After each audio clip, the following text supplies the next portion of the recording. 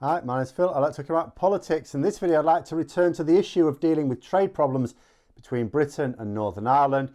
According to a report in the pro-Brexit Telegraph, they are reporting that the government are getting ready to go ahead with another cunning plan. No, it doesn't seem to be breaking international treaties this time, although they do mention that in the article as well, or blaming businesses for just not ignoring the problems. No, the plan now seems to dig a great big hole in the ground. Big old massive hole. But first, if you'd like to be notified of daily news and politics, please subscribe to the channel and click the bell notification icon. So, now that government ministers are coming round to the idea that there is serious trade friction between Britain and Northern Ireland, we are moving to the point where the government need to say what they're going to do about it. Sure, they keep throwing around Article 16 of the Northern Ireland Protocol into the conversation, but that doesn't actually solve the problem. It's just a crude distraction designed to keep the press and far-right nutters off their back. Well, the far-right nutters that are not actually in government anyway. And it's not that trade friction between Britain and Northern Ireland is worse than that between Britain and EU countries. It's just that it's a bit of a slap in the face to their moronic concept of sovereignty that we now have to carry out checks on trade inside the UK. Another source of angst for these Brexiteers as well, I suspect, is that it will necessitate working closely with the EU Commission, the old enemy, in order to improve the situation. This will also mean that any alterations to the current arrangements will need EU input. We're literally looking at a situation where the EU are going to have to help the UK to manage a border that they control on both sides. Humiliating isn't even the word for it if it were to be phrased like that in the media. So plenty of distractions needed then. And so it's in this light that I saw a particular article in the Telegraph at the weekend. Basically, one particular plan, which the paper seems to think is close to being authorised, is to dig a great big hole. Now, when I've made a right arse of something, I, like many people, feel that I'd like to crawl into a big hole in the ground. So I understand, but the government seem to want to do this literally. Specifically, they are talking about building a tunnel under the Irish Sea to create more capacity for freight to travel between Britain and Northern Ireland. Now, in isolation, this could in theory ease a few problems, no doubt about that.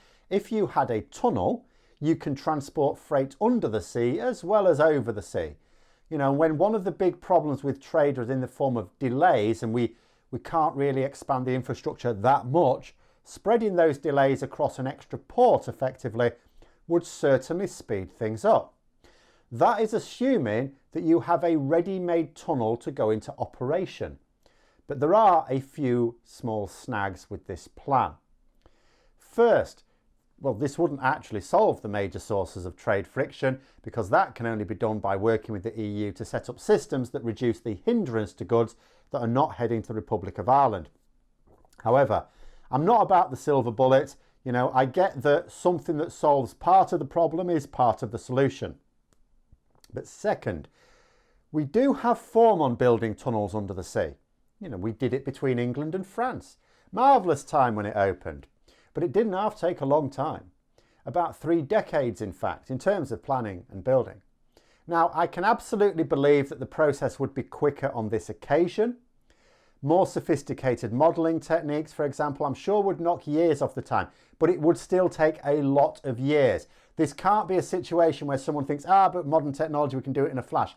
It reminds me very much of a friend I had at university who used to subsist on various things, but including Fray Bentos pies, but pies you stick in the oven. It takes about 45 minutes in the oven. And it transpired that he had been blasting these things in the microwave for like half a minute, thinking, well, your microwave does it so much quicker, that just does that. And it's only when one of his flatmates noticed he was eating a raw pie that this came to light.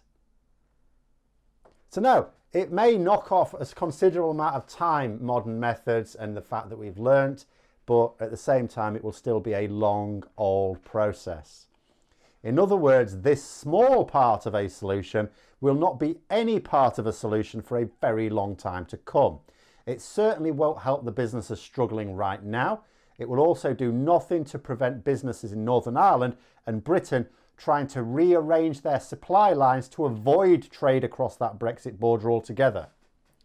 Third, we have the same potential issue as with Boris Johnson's plan for a bridge between Scotland and Northern Ireland.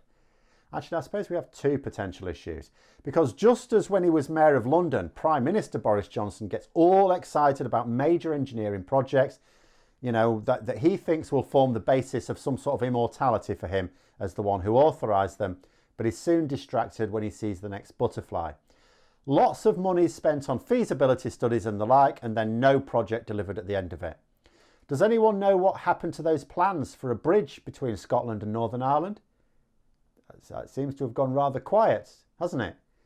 But the issue with the tunnel, that connects with the bridge, no pun intended, is that there's rather a lot of high explosives in the Irish Sea left over from the Second World War.